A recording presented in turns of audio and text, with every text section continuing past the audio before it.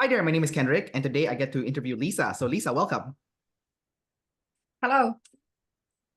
So I'm an ESTJ, and my full type is visual, Te-Si, blast, sleep, consume, play, last.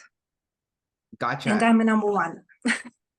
Okay, sweet. So what did you think and how did you feel when you got your typing result? And you also said before that this is like a retyping, so you were something else before? Yeah. So I was typed as a sleep blast for almost 3 years. And then I was retyped because I applied for social typing. And after I sent in my recording, an audio, Dave wrote back to me and he said that I could be a playlist. So he asked for some additional materials like videos, maybe links. And well, basically they confirmed it. A couple of days later, they confirmed that I was in fact playlist all this time. That was pretty weird. Like, I didn't expect that, but somehow I thought that something was wrong with my type. I liked it. I actually liked my type. I didn't want to change this type, but something felt wrong, like I was different, or maybe I thought I was having a weird period in my life. So I asked for feedback on my 512 type, and there I got it, which was a surprise for me. I think I did it subconsciously. So, Yeah, what the do you interesting think? is Does that it happen? I hear that happens, right? you're not the first person that had this exact Mm. same retyping, the exact same one, except that the other person, she is an ISTJ and she was blast, play, consume, sleep. And then when she got retyped, she also became blast, sleep, consume, play, like you. So exactly like the same, except she was like the observer version of you. Um, so it definitely happens. Now, one of the reasons why I've seen it happen, and maybe you can also share your own experience from this, is because your play is double masculine. So it's so intense that when it comes out, it seems like it's like a savior. So can you share a little bit about your like really aggressive double masculine play? And yours is in demon state too. It's like last, right? So why don't we start with that? I know it's like the last animal, but Um, okay, so I don't think it's a secret anymore, but Dave told me that they had a number of mistakes like this, not just me and that other girl that you mentioned. There was like a number of people with the same issue. And what they told me is that when you're on camera and you're talking about yourself, you're not bothered by any pingback from the tribe. So you go on and you seem very extroverted when you talk about yourself, and you have some extroverted energy that is also pent up for a long time. So when it's time to play, and you know that it's time to play and you planned for it, that's so easy for you to let it out, you know? So as a masculine play, um, I can say that when I'm playing, I'm pretty extroverted, so I can appear very extroverted at times. So when I meet new friends, they usually say that you are an extrovert. Why do you doubt that? And then when some time passes, they say like, yeah, you might be an introvert. That shows time. So you have this two modes when you're on and when you're on, and they're very different. For me, it's because blast and play are so far apart, because they're so separated. You have high energy in the morning, and then you have high energy in the afternoon, but not in the afternoon, but maybe closer to the nighttime. But at about 2 o'clock, you just zone out. You don't want to do anything. I feel lazy until about 3 o'clock or 4 o'clock. You just want to clock out and, rest. That's what the sleep consume vortex feels like during the day. So you're also social type 1, which also makes a big difference. yeah. That's like a lot of social type number 1s, even if they're introverted, they can do the extroversion because they have to, being like a number 1, right? Like you have to put on a front or an image, right? Like you can't, just like not stand out. So extroversion is a way to stand out, right? So do you feel like that Yeah. influences your playlist? Well, I think there are two things here, because in society, I think extroversion is a good thing, or at least that's the way I perceive it. So we're taught that being extroverted is good. And when we're kids, our parents just and they encourage us to be more extroverted, to go out more, to meet new people. So you think it's a good thing, right? And as a number one, you want to construct this positive image of yourself, like, oh, I'm really good, so I do good things. You know, there's also some T stuff. And also, well, as a number one, you naturally get more, you get the extroversion boost when you're driven, when you're motivated to do something. Like, you always want to do something on a grand scale, not something small, but you want to be big, you want to have an impact. And also, well, being a number one is good and bad because it gives you so much energy and power, but also the downs of it are not good because you feel really, you never feel enough. You always feel like you have to try more, you have to do more things, you know. So when you are depressed, you are depressed, in fact. Yeah. Yeah, and that doesn't it doesn't help that you're also a decider, so that like the feeling of not Yeah. good enough is also like stacked on top of that, so that it makes it even more difficult for you, you know. So this is a very one-sided type, and Dave thinks so too, because you have all the decider things like stacked up. And yeah, sometimes I can feel it when I'm feeling down. I'm feeling down specifically for tribe issues. But you know, they maybe even have maybe problems that are not tribe related, like I'm not getting something done, but it feels like the tribe is judging me in the end. Yeah. Gotcha. I guess that's the decider thing, the tribe judging Yeah. you. Which is true. The tribe doesn't judge you, but maybe like not as bad as you think. Does it or does it not? I didn't hear. No, I mean it does. It's true that the tribe does judge you, but it's like not as Okay. like intense as you think, I guess. Like it's Oh yeah. like more minor than like what you're thinking, but it does happen. Yeah. But I think also with the judgment thing, I think you're also judging other people. So everyone's judging each other. So it's like, you know, if you don't want people to judge you, maybe don't judge other people too. So it's like that kind of like dynamic. Yeah. But let's go back to your first animal since we kind of started from the last. Your first animal is Blast, and I can tell already talking to you right now, you are very good at speaking like clearly. And then, you know, English is not even your first language too, right? Like you're from Yeah. Moscow, so you're but then you speak so clearly and eloquently. So can you share a little bit about like that ST Blast and how clear you are when you are speaking and everything is like, you know, as organized as possible when you communicate yourself to other people? Well, usually I'm good at speaking and I'm good at driving my point, but sometimes I'm not. But at least I'm not afraid to try. So if I fail at speaking, like at an oral examination or something, it doesn't bum me a lot. So I can go back and try it again. So um, I think I'm a fairly good public speaker if I have a topic prepared. Like I can't speak just on anything, or I can't make up a verse offhand, but otherwise I'm pretty good at it naturally. So I used to work as an interpreter, Russian English or English Russian. I don't work as an interpreter anymore. So it's oral translation, like in meetings and conferences. And in fact, I haven't practiced that for a while now, but I translate texts. So I do that on the computer, and this is so much easier for me. But also, I'm good at writing, and well, this is something that comes naturally, so I don't give it a second thought. But also, being a ST Blast, you want to control the environment physically. Like as I was preparing for this interview, what I was doing is I was, you know, moving around some furniture pieces here, like the chair, the table. So I was trying to find the better way to do the lighting and stuff. So as I was a bit nervous, I was doing the ST stuff around me. So I was ever controlling stuff. So Yeah, yeah, this is like an obligation. It's not doesn't mean that you're naturally good at it the first time you do it, but you kind of feel moved by it or obligated to do it, you know. But you also have this kind of blast. But yeah. it's second, So yeah. But it's yeah. But I, you know what I noticed that's interesting is like your the thing that you were fixing well before we started the recording is your that thing behind you, like that black thing. It's like space or something. And I was looking at it and I was like, oh, that's like NT. That's your last animal right there. So this is the present for my son.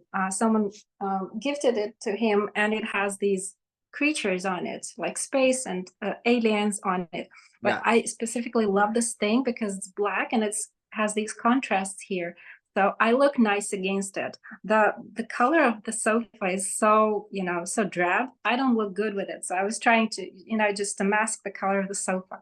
Oh, well, that's like a visual superpower of yours, like being a visual person.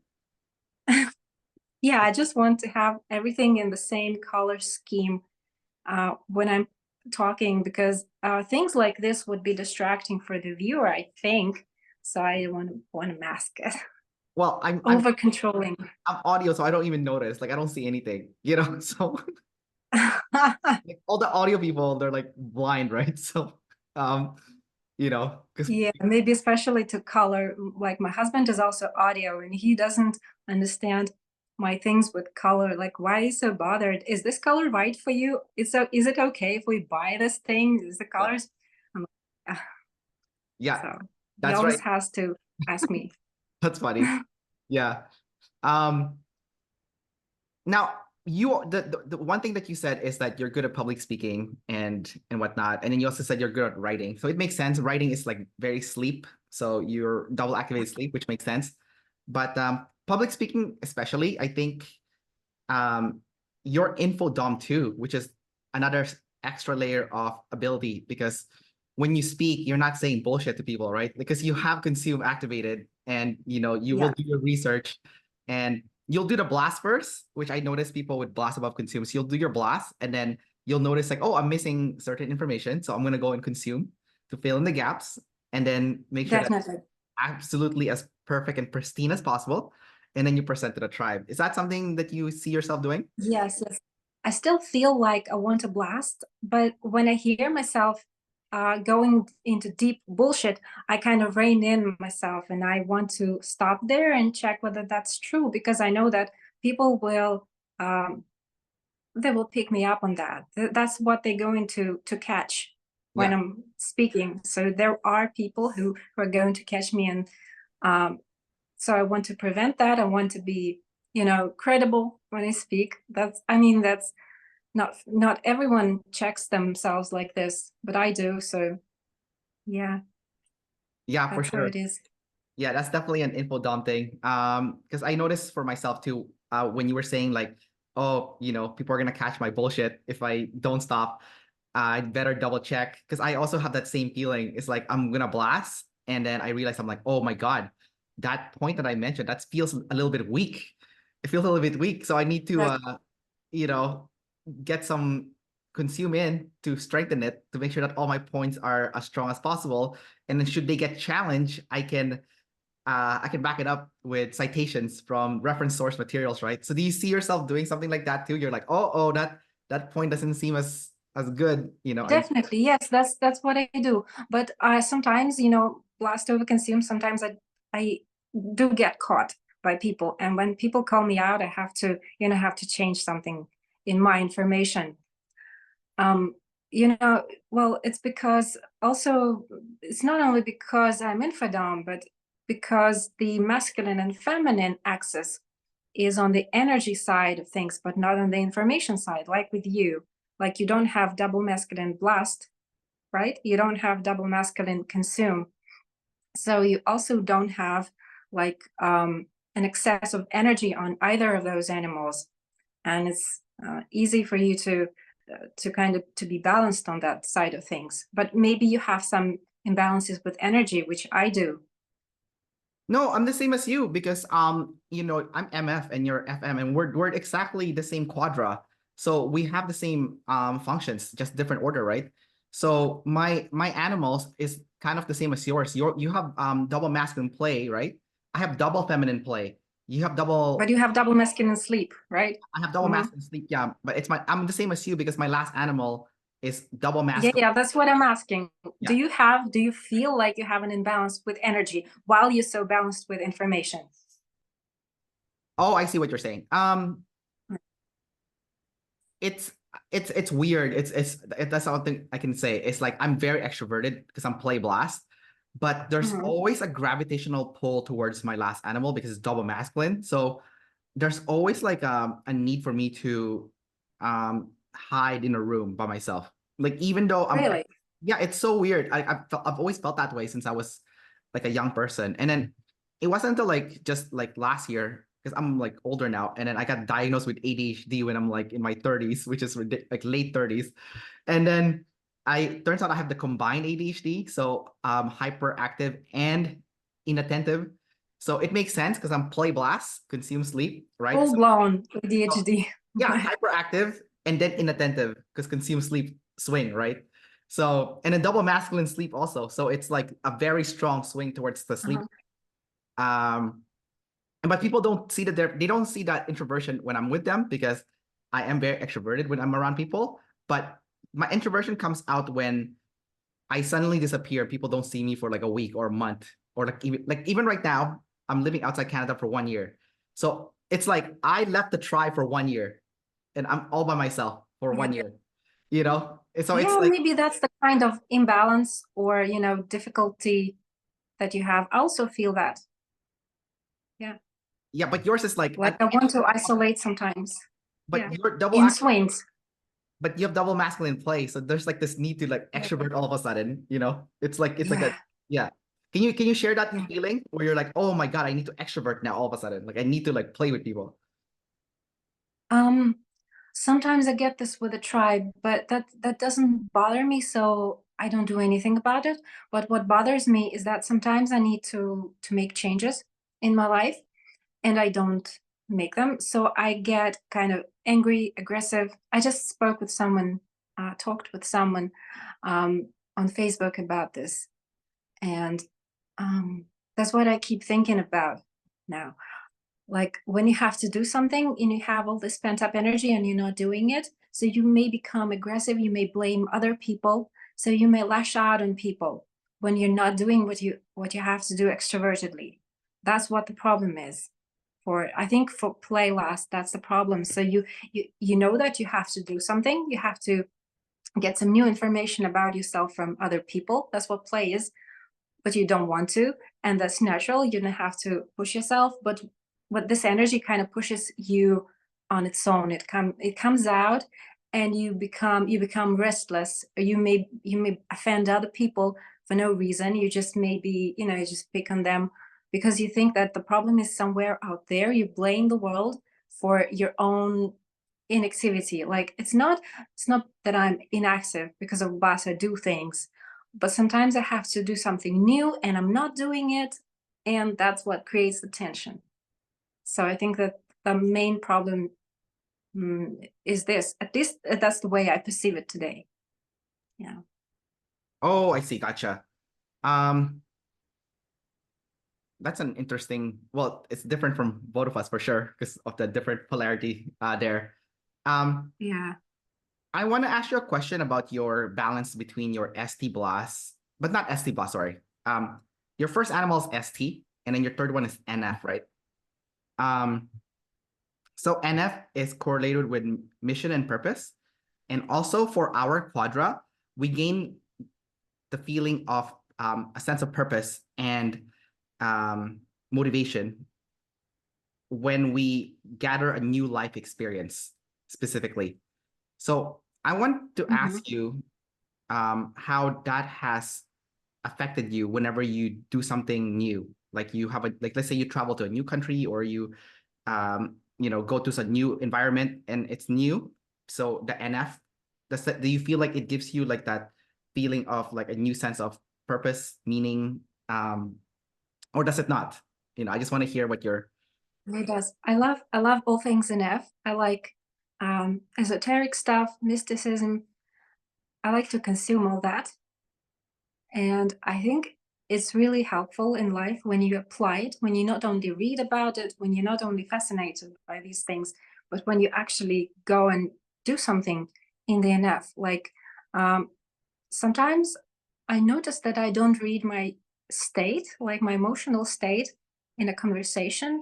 And when I do, I may become a very different person. But you have to to get through to that, like that third animal is pretty far away. So sometimes I'm in a social situation, and I think that something has to be said, like I want to make a joke, or I want to comment on something, to try to help someone with my wisdom, which is not always wisdom.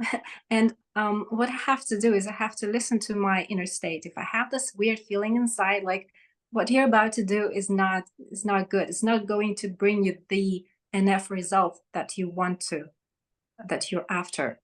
And when I listen to that feeling, and when I keep it to myself, or when I do something different, when I change my response, I feel very empowered. Like I'm not a mechanical robot thing. Like I can I can measure my NF and change my responses dependent on the kind of NF that I want, which is something very new for me. I never thought about it this way. So I thought that, well, we have these rigid ideas about how we should present, or what we should be like in social situations, and it's kind of a stereotype for us. So we want to continue doing this stereotype, and we never really think about how it affects us in the long run, because, well, we can't solve the problem at the level where it was created. Like with the thinking that we have, we can't solve our problems. So we sometimes we need to become an observer to ourselves. Like you just observe yourself and you see, is this person feeling good now? Like if you look at yourself, it's something that is very separated from you, like a being that is different. It's not you. And you're like, okay, so she's not feeling comfortable there. She's feeling reticent, or she's feeling kind of shy doing that, or she's feeling embarrassed, or she may feel embarrassed if she does it, or other people may feel embarrassed if she does it. So you kind of stop with that enough, and you kind of don't proceed with what you were supposed to do by your setup, by your, by your design. Does this make sense to you? So are you saying that you have a plan, like an ST plan, but then your NF saw that it's not the right course because it's Yeah. not the right vibe, so you course correct kind of in the Yeah. moment. Um, Yeah. and it's kind of a weird foreign feeling for you because it's like, oh shoot, I've been planning for this, but it's not the right thing to do because the NF is off, you know? Yeah. You have to get creative with what you do in the now. Like, and you never know what is going to be the best thing. When you plan, you think that everything is planned, but when it's actually happening, you may have a weird feeling about it. So it's natural to course correct. Yeah, I mean that makes a lot of sense. I feel like when I used to teach a lot of fitness classes, I do use the NF more Mhm. because I used to teach a senior class called OsteoFit. So people with like osteoporosis, I used to teach a fitness class for people like that. And then so when the participants come in, I kind of read the room and see what like the vibe is for everyone. So if I notice, I'm like, oh, this person is not having a good day or something, then I need to change the delivery of the class, right? Yeah. Or if people are feeling like extra energetic that day, then I also have to change the vibe to make it more energetic. So I have to like read the room a lot with that NF consume first. And like, yes, I might have a plan, but like sometimes the plan needs to be tweaked a little bit based on what the vibe of the room is, because sometimes that's like the better thing to do. But it's kind of tough too, because sometimes I read the room and I'm like, okay, they are not feeling a certain way, so I should probably deliver it a certain way. But then I go back to, because I'm double deciding, right? But then sometimes I also say, you know what, I don't care. I'm gonna do it my way still because if I do it that way, I don't feel like I can deliver the best thing. So I'm gonna do it my way, and I hope that my delivery can be contagious and pull and Yeah, pull. but let me stop you there. I think that you are talking from your play, because you have play and consume together. Sometimes maybe at this moment you don't No, I don't know have play and consume together. which one. You have them play, blast, and then consume, Yeah. right? Okay, sorry.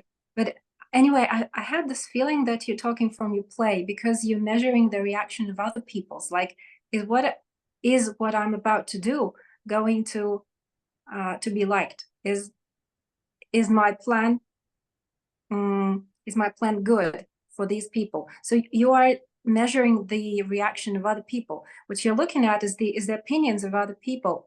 But I was actually thinking that consume is not when you measure the reaction of people, not when you gather opinions. It's when you measure your own feeling. Like you measure, do I like this? Do I like what I'm doing? So I think it's one step or two steps down for you. Like going into the consume is like, am I feeling comfortable teaching this class, or am I feeling comfortable doing this particular exercise? It's not about measuring the other's reaction, because this way you're going back into the saviors and you're feeding it into play. Does it make sense or not? It does and it doesn't, because our play, because we have the same play, it's NT, so we're problem solving with the tribe, right? So it's a little bit different. But consume, if you look at consume, you're gathering like emotions essentially, because it's NEFI, right? So I'm gathering emotional patterns essentially. Sometimes it's mine, sometimes it's someone else's, but it's like it's the NE and the FI, right? So I think I can use NEFI for the tribe if I have taught a class several times already and I already know someone what their pattern is like. Like I've observed their pattern and I can tell like, oh, if I do this, this is the emotional reaction I'm gonna get. But yes, I also definitely do it for myself too. But our sorry. Oh, what the heck happened? Oh, can you hear me? Yeah, I can still hear you. Okay, I had like an observer problem, like my microphone disconnected. But anyways, so I think our NF is our external self-image is NF, and that is what we project, like how we want to be seen by the tribe is someone that is wise and altruistic, and someone that is, you know, making the world a better place. That's like the external image, right? Like if you look at like popular people that has NF savior, like Mr. Beast, you know, the YouTuber, for example, like he's always doing philanthropy work, right? Because his external image is, I want to be seen as someone that's altruistic. And the number one. Yeah, and it's number one. So I want to be the best generous person in the world, right? And then it's not like the same as like those ESFPs, you know, like in the ESFPs, the people who are making the YouTube videos, they want to show like, oh, my nice car, my nice, you know, clothes, Yeah. because it's SF consumed, so the external image is SF. But inside they want to be NF. For us, it's like inside we want to be SF. We want to be cool and popular, but like, but externally we have to be seen as NF. So it's like a weird, almost like a it's almost like it's almost like fake almost, you know, but it's not really, because like you are doing it, and when you do something, that is what's real, you know. You know, so for example with Mr. Then maybe I don't understand some of these things. Like I know the theory, but I don't know where it sits when I'm looking at myself. Sometimes I can't apply theory to me, you know, like I have a feeling and I don't know which part of my type will describe it. And I don't know how people even do it, you know? How can you be sure? But then I'm not discrediting your theory. It sounds very good, pretty awesome. But maybe I just don't understand some of the things. I mean, if you want a concrete example, ST concrete, then basically like, let's say you go to a social event and then you're telling people, oh, you know, we did a fundraiser to help these people who are homeless, for example. Then now you are projecting an image to the tribe that you are a good person because you're helping homeless people. That's NF. That's NF consume, because How horrible is that? what's Like that? we're working to create an image. I don't think it's good in the long run. Like, you know, I don't want to discredit NF consume, but maybe we could use it in a different way for different things. Because if we only use it for creating an image, we're not kind of caring for ourselves, are we? Well, it's one of those things where it starts out artificial but becomes real. And the way I say that is, at first you want to have that image that you are a good person helping people who are in need, whether that be let's say homeless people or people who need food or something. But when you do help those people, maybe at first it's for the purpose of the image, but when you do help those people and then you notice that, oh, I made their life better, I made a difference, now you feel good about yourself. Now the FI feels good. So now it gets stored in the SIFI that, hey, you know what? All my SI experiences tells me that I am a good person because I have this SI track record of feeling good when I help other people. So it starts out artificial, but later it becomes real. So what started off as an external image of being altruistic is now your character. You are now an altruistic person.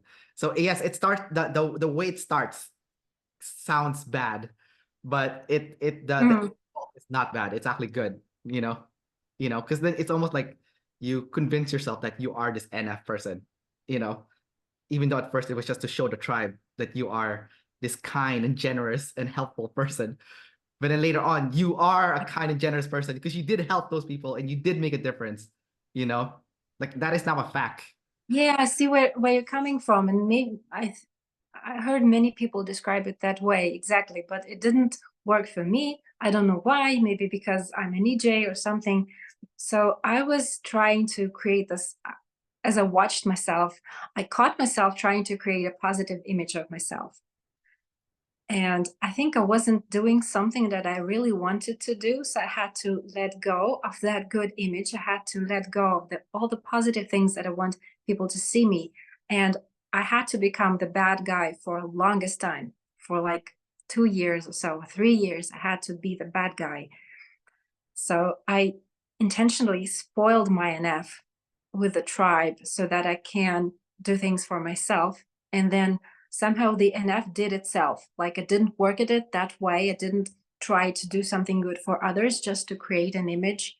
The NF kind of caught me. So as I was true to myself, as I was doing what I love, and as I was saying no more often, yeah, I had a problem with saying no. So I kind of became better at the NF. So people come to me as though I'm a good NF expert, which I wasn't. But now I feel that way because, I had to let go of the NF. I had to do all my FI stuff, SF stuff. And then people kind of started perceiving me as a good NF. So that's when it's kind of same as you say, but I had to go the other way around it, like backwards. And now many people think that I'm good at NF. Like, well, even people who are not into this theory, people at work will perceive me better because I'm more nurturing of myself. I'm sorry for this woo-woo language. I just picked it somewhere, and it's the closest thing that can describe my feelings. And now people believe that I am a very balanced person.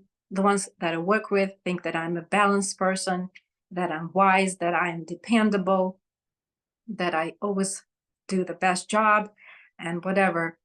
So they come to me for these things. But there are things that I never wanted to project. Like, I never wanted to project altruism. And no one treats me that way. No one thinks that I'm altruist. So maybe that's something that will come later in life. We can't do all things in the NF when it's third, right? Yeah, 100%. I think especially for your type, you did the right thing, especially with the FI. And I like how you labeled your FI as the bad guy. But Yeah. just like the other people with like lead FI are doing it all the time, and it's like, oh, it's just normal. But I like how you labeled it as the bad guy. But I 100% agree with what you said in terms of like when you have to lead and be the bad guy. I do think everyone needs to be the bad guy on purpose in their life, and I think that is like very important. Because like if you look at like it's almost kind of funny too, because like if you look at like, let's say you have two people, right? One person is always doing good things and one person is always doing bad things. The person that's doing bad things, if they do one good thing, it's like a surprise. It's almost like, oh, this is a bonus. It's a bonus, right? You don't expect them to do good, but when they do good, it's like really nice. But when that good person does something bad, now they are punished. They are punished. But then you're thinking, wait a minute, this person is always doing something bad all the time, but this person's not getting punished, because people are used to that behavior from this person, like doing bad things. But this person, they're not used to this person doing bad things as their normal behavior. So it's like it's good to be the bad guy because no one expects you to do anything good. So when you do something good, it's like, oh, great, right? But when you're always being Like the good, kid who tied their shoelaces. Oh my God, she did that. yeah, yeah, exactly. Like the kid who doesn't tie their shoelace, right? And finally does it once, right? So yeah, it's good to be the bad guy because like no one expects you to do anything good. There's no expectation, right? So My image of a bad guy was different from reality. Like I thought if I say no to my family, I don't want to participate in something with my relatives. If I say no to it, I will be the bad guy. Turns out I'm not. They're just like, oh, she doesn't want to go. That's fine. yeah, Why?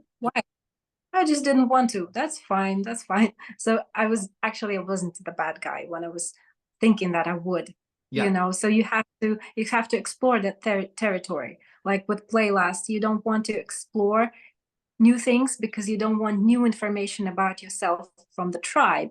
Like, I don't want to try and see for myself whether that's good guy or bad guy. Like, I label it as a bad guy and I don't do it. But when I actually do it, I learn so much new information about myself. Like, yeah, wow, this is actually not frowned upon. So, yeah, so I had this situation with a colleague. So I think that she's a very lovely person. She's very nice. She's a 4 and she's an ESFP and she's much younger than I. So I thought I was the superior to her. I was more important. And we had a very good relationship. We still do. And this one time, she was going to have a telephone conversation with someone in secret. And they were going to talk about something about work stuff, maybe about some tribe stuff. And she asked me, do you mind leaving us for a moment while I talk to a friend? And I was like, whoa, she's being a bitch. Like, what do you mean? I'm a superior and she's asking me to leave the room where we work. Why doesn't she go with her telephone and speak with her somewhere else? Like, this is so presumptuous of her. But, when I thought, I don't want to have a conflict with her because she's so lovely. Maybe she doesn't know about this tribe norm that I hold so dear. So I didn't want to, have a bad relationship with her, and I didn't want to appear like a bitch. So I was like, okay, and I went and I left, and she had this conversation with her on the phone, and then I was like, but this is some new information. Like I thought that you, as um, as someone who is below the other person who is like your boss or manager, it's actually not a norm, and you can have this kind of attitude. Like you can ask them to leave while you're having a conversation. Why not? Like, and I was like, yeah. So I never tried it out with people. I never thought I could, so I never tried it out, and I thought it was bad. But who said it's bad? Who said it's bad? So I listened to her. I left. We still had lovely conversations afterwards. And I don't know, this is a kind of enough that can't be described, because if I talk to someone about this, they will appeal to things like justice and social norms, and they will say no, she was wrong, or no, you know she should have done it a different way. But I was just going by my NF. Do I feel okay? I do. So why not? you know this is a very long example, and I don't know if it describes anything to you, but because you play. But do well, you see what I mean? I see what you mean. Did she ask you nicely when she asked you to go to a different room? Yeah, she asked me nicely, but I Okay. thought she shouldn't be doing it at all. But then I asked myself, why? Who set these norms? And why do I feel hurt? Because someone is not following a norm which is not mine. It's not even me who came up with these norms. Yeah. And I'm feeling worked up about it. Yeah. Yeah. So that was a discovery for me. I think that was pretty cool. That I think as Blast, you believe in social norms, that they are set in stone and that people should follow them. So you reprimand people when they don't. But actually, do you believe in these norms, and where do they come from? Do they come from within you, or do they come from society that wants to control people? That's the question. Like the system that's controlling you. Oh, that's like how EPs talk. The system is controlling you. Yeah. No, but you know, our type is the system. So the type is controlling you. You're doing everything the way your type tells you. But what if you don't? What if you misbehave? Then you open up new information about yourself. I'm talking in Playlast NT language, like the new information about myself and where I fit in society and what norms could be. You know, this is Oh, I see. You're new trying stuff. you're trying to figure out the social norms thing, like the tribe dynamics. Yeah. Oh, I Yeah. see what you're trying to say. Yeah. It because like what you described sounded very FE, like social norms, like what's appropriate behavior. That's very FE kind of like behavior, right? Especially like SIFE is like, oh, certain social situation has certain behaviors that is acceptable and whatnot. So when you said earlier, like you are the superior to this person, so she should respect you, and she telling you to leave the room is, even though she said it really nice, is kind of like disrespecting the social norm because you are the superior. But then I think maybe because that girl that you described, maybe she's like a double decider. She's like, oh, it's not a big deal, She's um an ESFP. And yeah. also later I thought, well, if she asks me to do so, then she has very good regard of me and she thinks that I'm a nice person and I will help her in this situation. Like I will be understanding if she has an important conversation and I shouldn't be privy to it, then maybe she thinks that I'm cool. So I act as cool, you know? So I checked my NF and I thought, yes, I'm cool, you know? But maybe like 3 or 4 years ago, I wouldn't have done that. I would have picked up a fight. I would be like, what do you mean? You should be leaving the room. You know, I think I've improved since, since I started noticing my NF and started measuring it, like, does it feel good? I have improved a lot, like a lot. But this is a very personal work because it's a fight. It's not on the spectrum. It's something that we have to do for ourselves. Yeah. Yeah, I think that also makes sense. I think when you said that's cool, I think that sounds like your SF sleep is there, like talking about that. And then because you want to be SF cool, like you don't want to be like that annoying person that you work with. But then also at the same time, I think it sounds like you recognize that she saw you as an ally, not as like an enemy. Yeah, So like, you guys are in the same team and you're helping out your teammate, which is a good thing. So I think right. that thing that you did is from a different perspective. I think maybe what you were saying earlier is that your masculine TE would see this as someone trying to attack you, but then you make that masculine TE softer, and then you made let's say the double masculine play softer and the double feminine sleep stronger, because then you press the I want to be cool button, SF sleep, right? Instead of like, Right. I'm gonna fight with the tribe because it's double masculine, they are aggressive towards me, you know. So I think you softened your TE and then Yeah, but you need to really get tired of your masculinity. It has to wear you down. Like when I'm done with this tea, it's horrible because I'm also judging myself with the same standard. So when you're done with it, you can change. But when you still believe in when you still believe in your first function, you can't do these things. Like you will pick up fights with people. yeah, I'm opposite from you because I've double feminine play, so I need to be stronger when I talk to people. So it's a little bit different from your perspective. So Uh, yeah, because for me, I have to do what the opposite. I have to pick a fight, because I'm like ah, I'm too friendly, right. right? I'm too friendly because double feminine play. And you're also number two, right? You're Number so two friendly. also, exactly. But like sometimes that's not the thing you're supposed to do. Sometimes you have to fight someone, you know. So I've kind of been learning to make that TE a little bit stronger. It's hard because it's double feminine, but if you can make your TE softer, I can make mine harder. So it's like you can Well, definitely, yeah, it's also about listening to your masculine FI.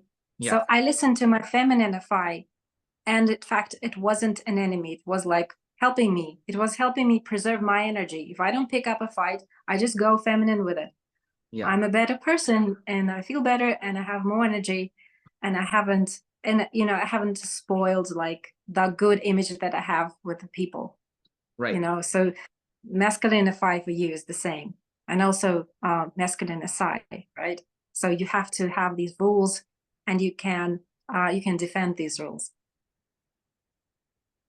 You're allowed to defend your rules, right? Oh, yeah, but I have ST Savior, so I don't feel like it's a demon because SI is in the bottom. My fourth function. So I get triggered by paperworks and stuff. But I think when it comes to rules, I don't have problem defending it because like I'm an observer, so I have observer problems. Like so when I used to live in an apartment with my girlfriend and people come over to our apartment, my rule is you can't wear your shoes inside the house, right? So you have to be, barefoot. So yeah, and then I enforce that rule heavily. Like people come in, it's like, oh, I still have feminine TE. So I'm like, oh, can you please put your shoes here in this container, and that's it. Right. And then that's it. And then I enforce all the rule whoever comes in the house. I was like, yeah, I just don't like, people walking inside the house with their shoes on, So yeah, so for sure the ST blast is present, but like the SI at the bottom is still a demon, for sure. Yeah. Yeah. I wanted to talk to you about your SF sleep. Your SF sleep is double activated. It's double feminine. So double feminine, double activated, which is going to be very annoying because like what I find is like when something's double feminine, it's like it's always constantly unsure of something, and it's annoying, and in Maybe. yours is double activated. Now, of course, when something's double activated, it does get enough repetition where you can start to trust it better.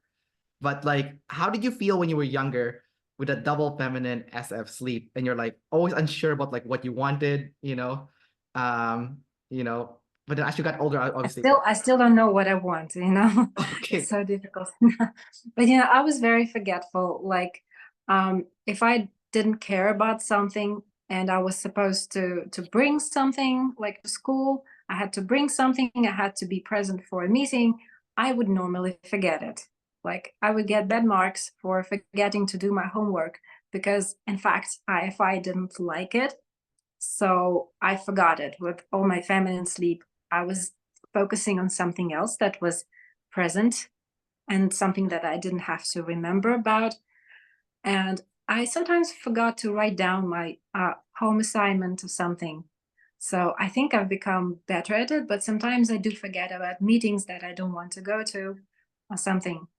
forgot. Like, Just kidding. like my son has these English classes. At one point, he was like, I don't want to go there. Like, I don't want to. I want to do my hobbies. It's Sunday. He's 6 years old. So I caught up on his bad enough, and I started forgetting about the English classes to the point where I had to write to the teacher and say, like, we're going to suspend him for some time because he doesn't want to go there. Because we were coming late, and I saw that the situation isn't working. So my self-sleep was trying to delete this information because I knew that he wasn't enjoying it. Now that he started asking me things like, what is this in English? How do you translate this in English? Like, he's interested again. So I asked him nicely, like, would you like to go back to the classes? He was, yes, definitely. So I signed him up again, and he's going there. So my forgetfulness was kind of, it had a meaning. You don't forget things just because you have feminine X. Is because it doesn't sit right with you, maybe. Yeah, so I'm going deep into NF on everything. Like, I had to teach myself to go into the NF because I'm not NF, and I have to check that thing too. So if I'm forgetting something, I need to see, like, if I'm forgetting something that I was supposed to bring to work, I have to check whether I'm happy to go to work, whether I have any issues with work. Maybe I don't want to be there because something is not, something doesn't serve me in the way I work, or where I work, or with who. And maybe I have some issues that I don't want to look at. And I forget something important for work. So when I do it, I always find something. It's very interesting to go into the NF. Yeah. So also with feminine SF, like, well, the forgetfulness, but also I think it's kind of creative. Yeah. All the feminine functions are more creative. I think because, do you agree with this? Do you think that feminine functions are more creative than masculine functions? I don't think I agree with that. But No. no, because I think any function can be creative. So yeah, no, definitely for Oh, sure. it's I would say it's inventive because it doesn't hold the memory. What do you think? Well, I think NE makes you more creative. Like if you have NE, you're so anyone that has NE, if you use that, you have a higher sense of creativity. So I think your creativity is from your NE. Like that's where it's coming from. Because I notice let people me with let me S. explain what I mean. Let me explain what I mean. Like if I go to a different country and I don't have the kinds of food that I like, I don't miss the food and I don't try to seek it out. I want to try all the new foods, so I will get interested in new food, and I will not miss my old dishes, my old ways. Like my SI doesn't stick to the same SI, like because it's not masculine. I don't have to seek the same products in every country, you know. So, but when you don't have what you require, you have to do with something new, and you have to get creative with it. So you make do what is available right now. So because this function doesn't hold memory, it's more creative or more inventive with what is present, with what is here right now, you know. So if you my husband has masculine SI, so he wants to cook on a recipe. He takes a recipe and he wants to follow it closely. I don't. I can cook without a recipe. I can invent something because I don't have any memory of what this particular dish should be like. So I can invent a new thing and it's going to work. So I think this feminine function, it doesn't have the memory, so it's forgetful, but also it has the benefit of being more creative in the moment, like you can do with whatever resources you have available right now. That's my theory about it. Maybe your feminine NE is more kind of movable and creative than mine masculine NE. When I stick to a concept, it's very difficult to move me, but you may jump around concepts on, maybe change concepts on the go. What do you think? Oh, I see what you're trying to say. Yeah, I guess you could make that argument because like anything that's masculine is a little bit more rigid, right? Yeah, it's Be- rigid, because definitely. of the memory thing that you're explaining. I would say it probably needs more permission to be creative. Like if something has a Mm. masculine, because like for example, like if you use cooking as an example, and there's like a specific kind of recipe that you have to follow to make it taste exactly the same, right? So if let's say you are in an environment where like, okay, you need to be creative and you need to change the recipe, then I think you could still be creative with it, but someone has to give you permission first because like with the masculine SI, for example, the good thing about the memory is like this combination of ingredients will make this taste like this. But you also know this other food, if this kind of list of ingredients will make it taste like this, you can combine it together and then you can create something new. But because you memorize the recipe, you know the different factors involved. So, but someone has to tell you Mhm. like this is a creative section, you have to do something different. So someone has to tell you first that you need to do that. It's like with exercising too with SI, right? Like when you have masculine SI, you like to do the same exercise. But if someone goes up to you and say, hey, you know what, this environment, you have to change your exercise. You have to change your exercise. So then the masculine SI can remember all the different exercises, be like, oh, okay, I'll put something different together. Right. So Yeah. you feel like you need more permission.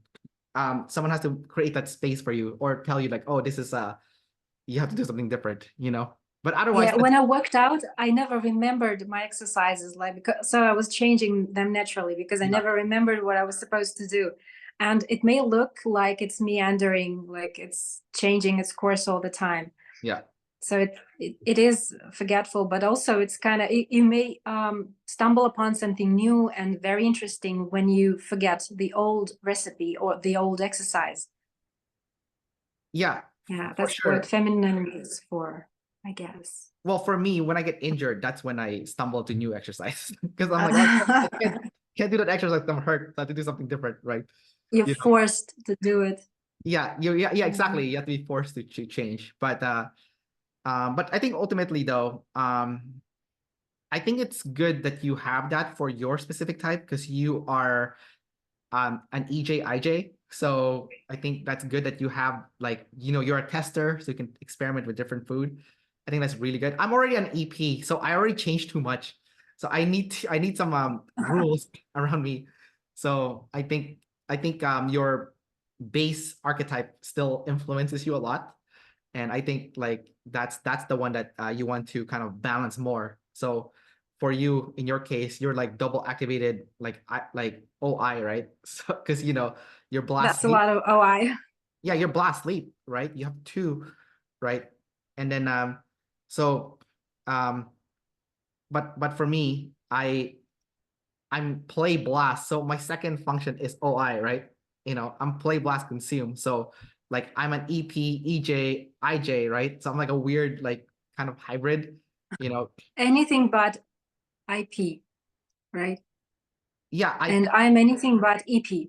Well, I'm not EP at all. yeah, maybe that's why you're obsessing over your NF consume because you're missing that EP, you know, almost, you know. Yeah. Yeah. And then for me, I'm obsessing with the IP stuff because I'm missing it. Although I have FI second in my grand stack, so it's still quite strong. Mhm. But so it sounds like that's where your focus is coming from, like the NF consume, because like, oh, your EP is missing, right? And then so you're not so your consume is a demon, and then your play is a demon, and then play is gathering from the tribe. So you're not gathering from people as much as you could be. It could be better, of course. And then consume demon also, right? So But you know, if I gather too much from the people, I don't think that I can store it in my SI boxes nicely because I will feel overwhelmed by all the new stuff.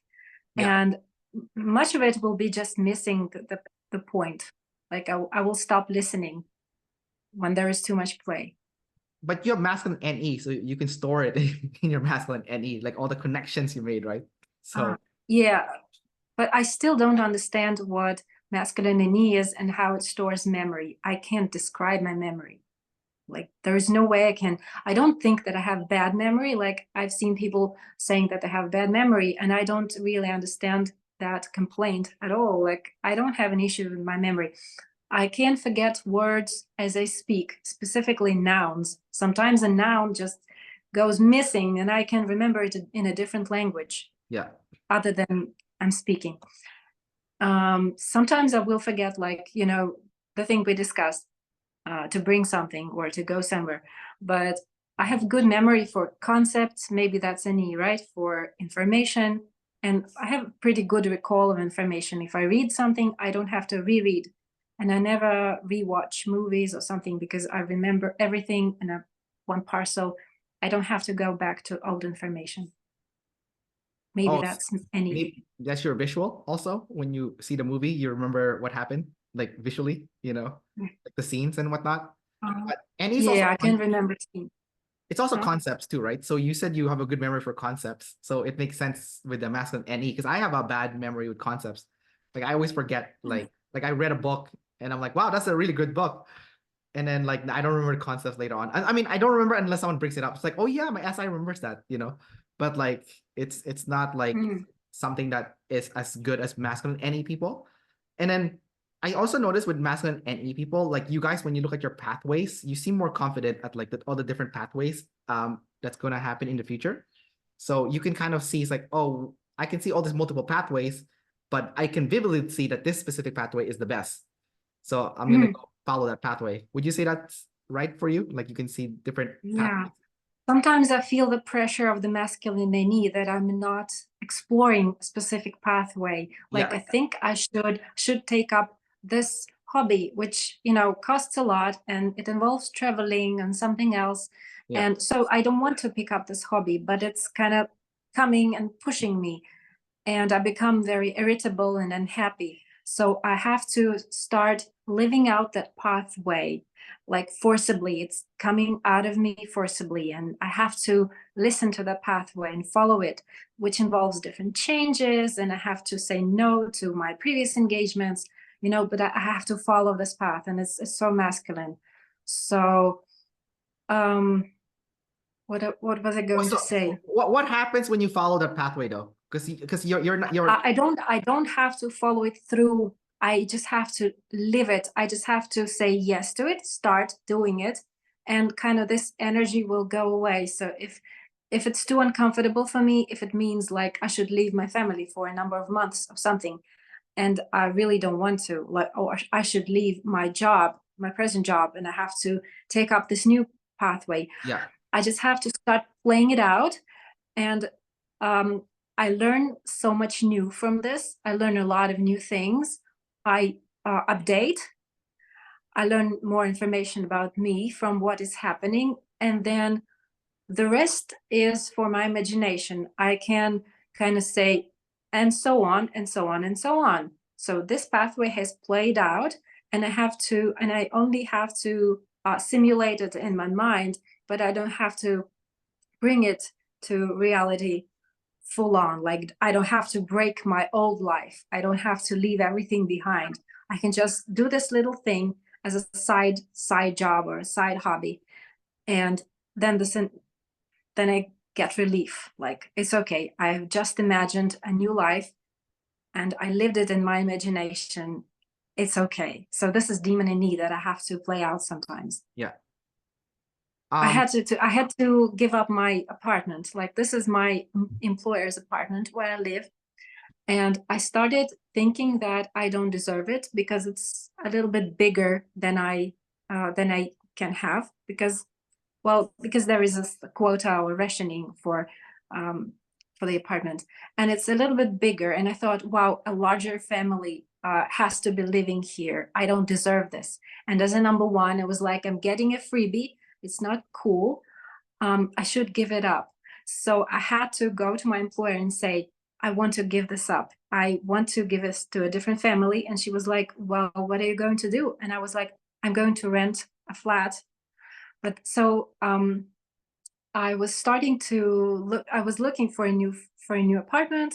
I was looking for a new kindergarten or a school for my son. I was looking for the money to rent this flat. So I fully immersed into this experience like I was moving.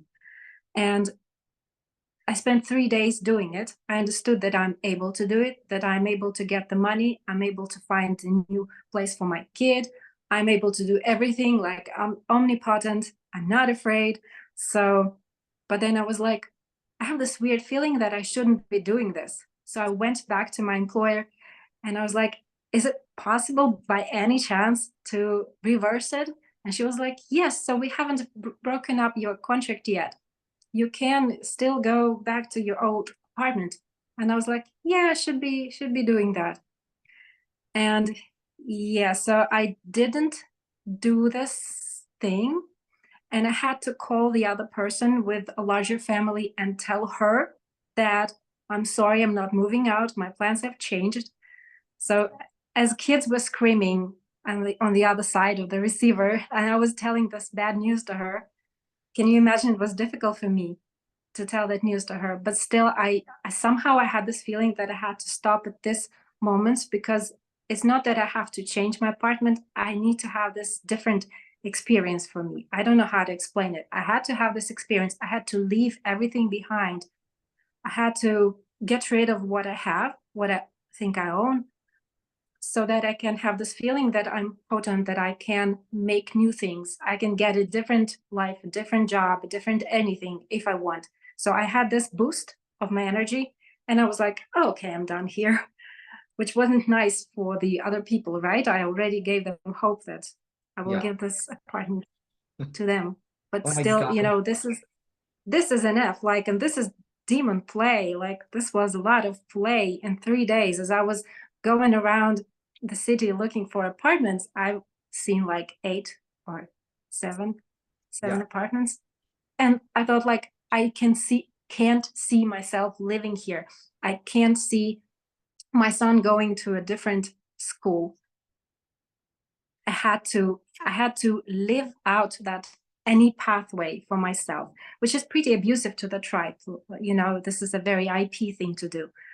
And this is something very new to me. I never did these things before. I used to stick with what I have. And that made me unhappy. Like, I'm pretty happy in the last 2 weeks because I did that. I had that experience. Sometimes I do these things, yeah. This is wild. Oh, I see what's going on. Yeah, Yeah. I love that story, by the way. It's a really good story, and I like the explanation with the masculine NE and stuff. Um, I was just thinking as like a number two. I was like, oh my God, you would be like a nightmare employee, like doing all that stuff. I was like, oh my, when you were telling me the story, I'm like, oh my God, make up your mind. You know, as like if I was like the employer, you know, like. But I think ultimately because you're play last, you had to cause the tribe chaos. Tribe chaos was your swing. So you caused all the tribe chaos. Your My employer. husband was not was not crazy about it. He was like, I have to organize so many things, and he's an EFI. So he was like, I have to find a new parking, I have to find a new garage, I have to move all my stuff. Yeah. And I was like, yeah, this is horrible that we have to move all our stuff. So he was so relieved when I called him and I said, I still have this contract. He was like, oh my God. I thought it was an April Fool's Day joke, something. Yeah. Yeah, that's crazy. That play last is it's double masculine, so it's so intense too. Like you cause chaos for your husband, for your employer, and that other family. Like three different groups of Yeah. people was like affected by your double masculine play Yeah. swing. Um, so that is so intense. That's crazy. Well, it's good that you told me this. Like I can see, I know what it looks like now. Um, you know, with like when that swing happens. Um, and then that masculine NE thing, that's really amazing that like you have to follow that pathway, but you don't have to. The weird thing is you don't have to see it all the way through. So I'm wondering if you have masculine FI, I wonder if you have to finish the pathway. I'm curious because you have feminine FI, so it gets bored after a while. It like changes its mind, right? But I'm now curious. I'm like, I wonder what those masculine FI people would, you know, the double feminines, right? Like, I wonder if they have to finish that pathway. Because Mr. Beast, for example, he always finishes the pathway, right? So, Yeah. but by the way, I want to ask you. So, last question before we wrap the interview. Okay, my last question for you is social type number one. Okay, so we're gonna go dig up all the different parts for this. The first part I want to ask you for social type number one is um demon friends and also um being a number one and following your destiny, like to be the best or live the life that you want. So I'm asking this also from a masculine NE perspective, which is what you have. So I know for a fact that you probably thought about this before, that there is a superior path for you where you can be the best possible version of yourself as like a number one. There is a superior path. Because I remember I heard Shan was talking about like as an EJ number one, her best thing is the most important thing for her is to be the best version of herself. And if she's not being the best version of herself, she's gonna let everyone down. So I don't know if that also applies to you being a number one EJ, but also FM. But your masculine NE clearly sees the superior path, but then there's a lot of things bad's gonna happen for other people, not for you, but for other people, because you do have demon friends, so you could dump them if you wanted to, you know, if you wanted to. But I want to ask you, so as a number one, have you seen the superior path from your masculine NE, and what made you decide not to? It's constantly bothering me. The superior path is like the worst devil for me, which has to follow me around and whisper me in the ear, Oh, like, I you see. could do better, you could do this, you could do Yeah, that. yeah. And I think I was listening to it all my life because it is also connected to the EJ stuff. Like you want a social image, you want to please other people. And the more people you please, the better you are. So that was constantly pestering me. And now that when I have this, I really I have to sit with it without doing anything, without following that path. Because usually I found out that being at peace and having time for myself is better. So I'm just too lazy to follow these paths anymore. Like I used to throw myself at it. But I think this is just a feeling, like everyone has a void inside. As a humans, we have this void. And when it pops up, you have the next best thing for your type to as a thought that comes into your head. So a thought is going to be consistent with your type. So my thought is going to be, I'm not doing enough. I'm not living my best life. I'm not being the best version of me. So it's pestering me. And when I actually start thinking about it, like, well, what if I drop everything? If I start following this path, am I going to be happier?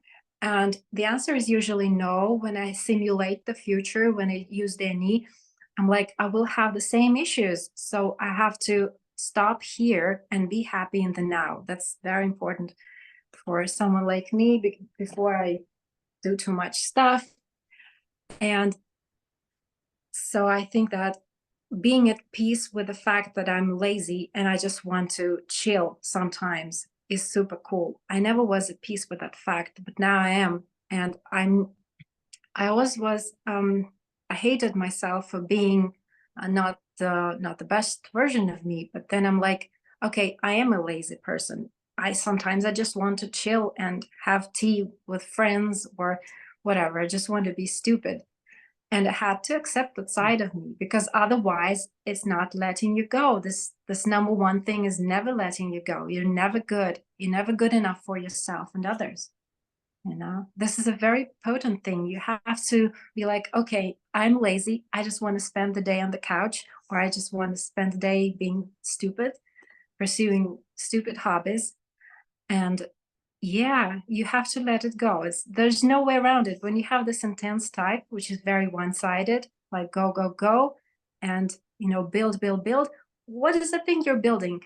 Next week you don't like it. Like next week you hate it. You started a new life, you started building a fucking empire, and now you're like, I'm tired of it. Oh my God, this is such a number one thing to say. This is so horrible, isn't it? No, what's horrible about it? Like I'm a double-sider, so I'm not hearing anything horrible. But can I you explain mean, to me what's horrible? it's I don't know what. no, it's not horrible from the tribe perspective. From the tribe perspective, you may be doing really good, but it's horrible that you're never happy. You're never, you're never happy with yourself. You never accept that person. Once you accept, like, okay, she has these downsides. Let her be. Yeah. Yeah, that's Oh, I horrible. see. You're not accepting your flaws, is what you're trying to say? Like you're Yeah, perfect. Oh, never accept. Yeah. I see. Okay, that makes a lot of sense. Um, I guess that would make you judge people too. So I guess you judge people less when you're nicer to yourself too, right? So it's Uh, yeah, yeah. yeah. Um, yeah, that's definitely very interesting to hear your perspective. I also thought it was funny when you said, "Oh, I just want to be stupid." Like I'm like, "Oh, I love those days. Those are my favorite. When I'm just being an idiot, that's like the best." Yeah. Um, I guess with the SF sleep, right? Um, okay, so it's interesting how um you pick the path for yourself that is the kindest for yourself. Not so much like what would feed the social type number one for greatness, but but you wanted to feed your humanity, not the greatness. Um, does that make sense to you? Because like the greatness is like Yes, definitely. That's what I was trying to explain. You're just doing the NE for me. yeah. Because like I'm hearing your story, I'm like, oh, there's like there's two Lisas. There's like the number Yeah. one, I'm gonna fucking crush everyone, build this empire, Yeah. Lisa. And then there's like the Lisa that is like your animal stack, the blast, sleep, consume, play one, or like there's like a sleep and consume in the middle that just wants to chill and just be happy and like enjoy life. Yeah. Um, But I don't know whether I will make peace with it ever. Like it's always a swing. Like you have to go outside of this game whatsoever. Like you have to let yourself do the number one thing, fail, do the other thing, fail, and you can see how this balances out. Like you're not getting involved with all these emotions. Like I could let myself do the number one thing now, but I will not be like fully believing in that high that I'm getting, because after the high I will be getting the wow. oh, I see. I see. Gotcha. This high is never worth your time and your energy. Like if you want to take over the world and you do, it's never going to make you happy in the final run. So you have to be like vigilant that these emotions are just an addiction that you have. So you just watch them. You just watch them build up and go down. You never get involved like, oh, I'm great. Oh, I'm not great. You don't want to be involved in this game anymore. Yeah, no, that's very wise of you to know that it's just I just just a got tired of this type. yeah, no, it's just like no, it's very wise that you found out that it's just a programming that's happening. You're like chasing this high, but it's Yeah. fake. The high is fake, and Okay. ultimately it's not gonna bring you real joy. It's just like a dirty high almost. Like if you eat like Do you potato think you have the same thing with number two when you building up for a number two high and then you stop really thinking that you did the right thing or whether it was worth the game? well, I'm number two, so my middle is friends and flex. So I'm balanced with the friends and flex. So I Yeah, but what about specialist and generalist? yeah. So that's my imbalance. It's the specialist and the generalist. So I'm kind of weird because like my blast is second, right? So my blast activates your specialist coin as a result.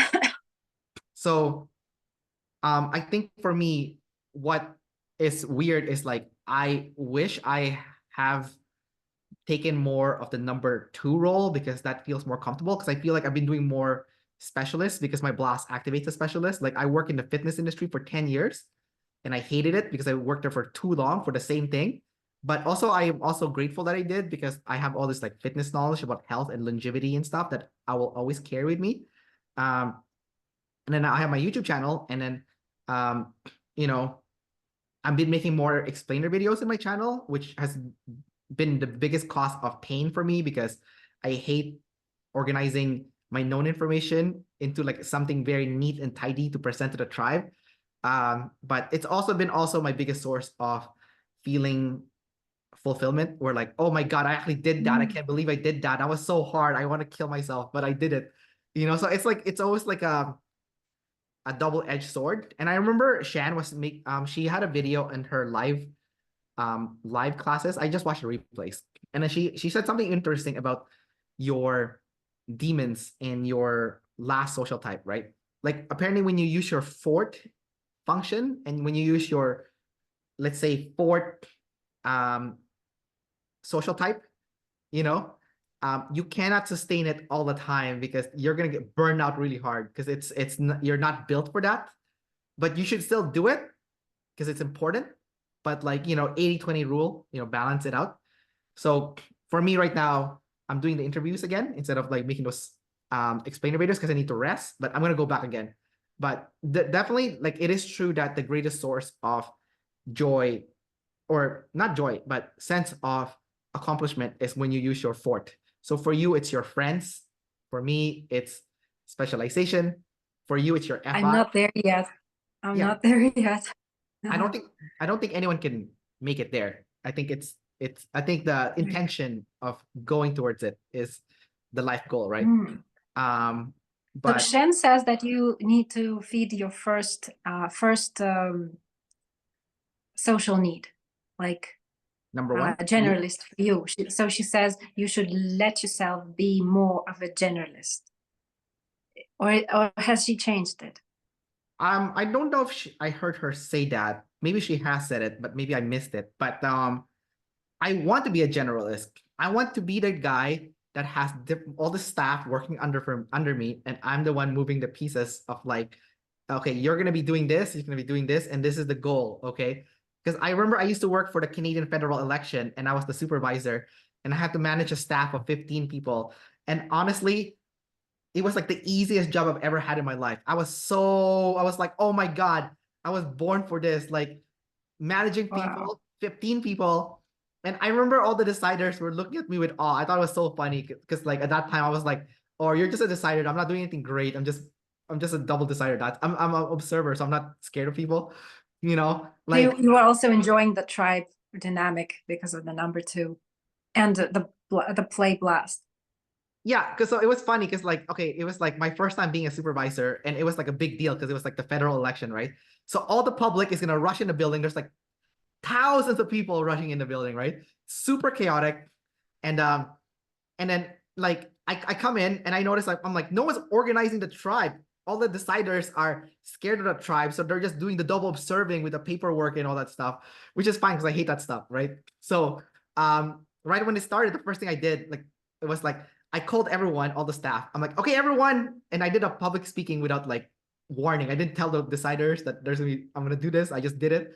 I'm like, hey everyone, today is the day that we're gonna serve the public. We're gonna have a great day. We're gonna do a great job. That's such a number 2 thing. I'm gonna present you your roles, and I'm gonna schedule when everyone's gonna go on their breaks, blah blah, And then all the deciders were like in awe. They're like, you're talking in front of the tribe, like this big, And I'm like, it's just people. Who cares? Like, but that's my perspective. And then and for me, it was like the best job like I ever had. Like all my staff, like I saw who's weak at certain things, so I put a strong person with them to make it easier for them. Made sure everyone got their break because it was like a 14-hour shift that like you're working 14 hours. So I want to make sure you're well rested so that you can do your best at work, and you can. And when you're rested, you can also have a better vibe so that the public can see you're happy, And when people go on breaks, I also made sure that they went on their breaks with their friends so they can have fun on their break, So I wanted to energize their spirit on their breaks and stuff. And I also gave myself the break because the other supervisor did not go on their breaks because they're too busy, doing the work. So I'm like, if I'm also physically exhausted, I'm not going to do a good job. So I'm going to take my break. I don't care if it's selfish. I'm going to take it, So I gave myself the break last, but that's okay, right? And then it went really well, and I was like, I want to do this all the time. Like I'm the one managing everyone, and I'm the one like in charge of, which person should be doing what job. Because I feel like with NT play, I'm the best at figuring out who's best at what. So, but I'm doing the YouTube stuff right now, right? So I don't have a staff. I'm just by myself. It's like a solo thing. You will maybe if you pursue it for a longer time. Yeah. I thought about that. So I thought, you know what? I'm going to suffer right now being a specialist, making like videos and stuff, like doing all the nitty gritty work and stuff. And I actually don't mind because I feel like I'm learning like very good like hard skills. So I know how to do video editing now and all that stuff. But I know later because like this is the problem with number threes, right? Like number threes, they do really well at the start because they're really good at specializing. But then later on when they have to what's the word I'm looking for here? When you have to scale the operation and now you need to bring people in, that's when like it becomes difficult for them because they don't want to deal with the stuff. So for me, I feel like the front end is going to be very hard, but the back end is going to be a breeze because then like I'm going to be moving the stuff around. So so that's pretty much like my answer for you when it comes to like number 2 and like how I'm personally experiencing. Oh, do we still have time? Do you have time? We have 4 minutes.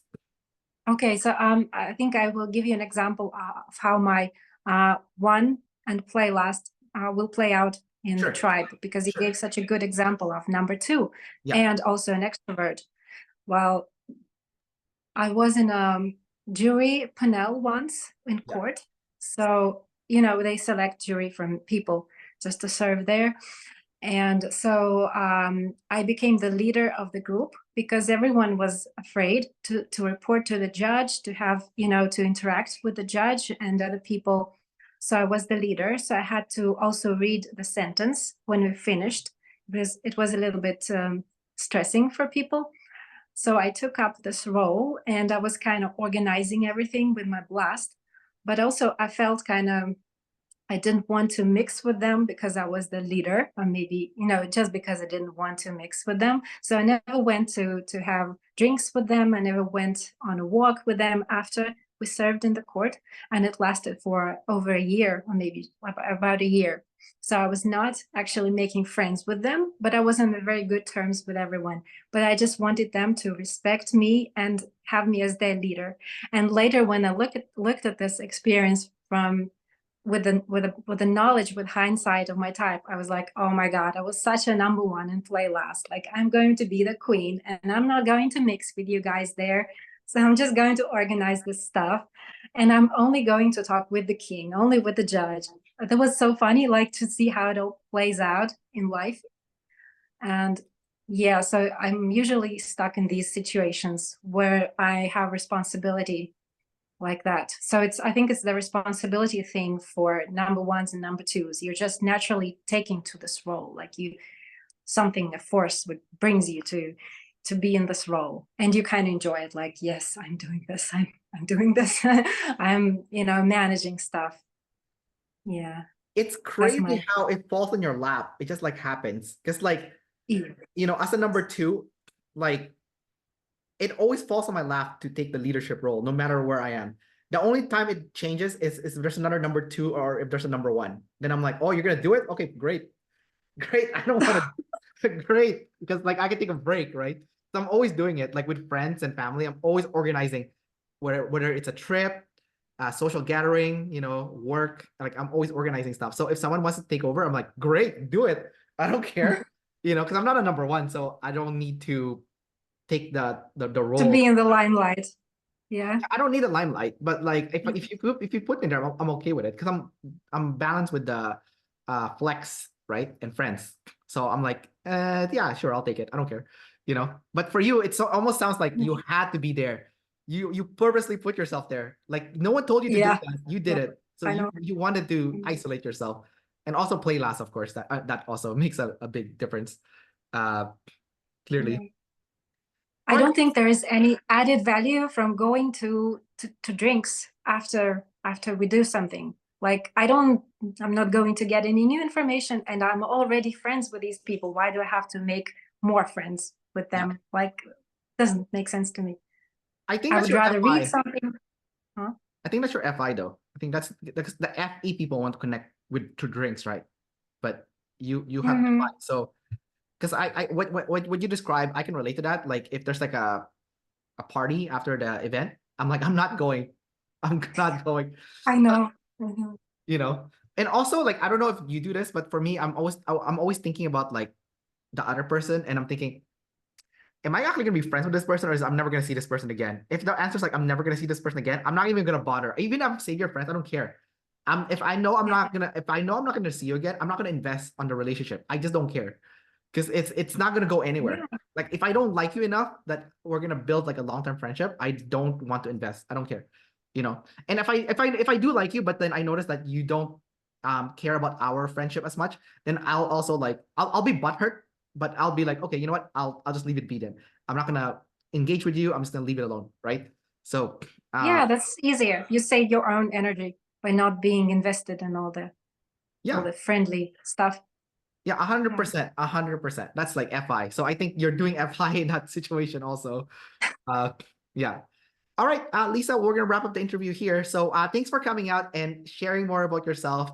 And I honestly thought this was one of my best interview for learning masculine NE. I thought it was so good. And like you provided it so well. And also what like double masculine play swing looks like. That was also really like play last. That was also really good. So I appreciate you sharing all this experiences about yourself. So thanks for coming out. Thank you, Kendrick. Lovely talking to you. All right, take care. Good luck. Bye.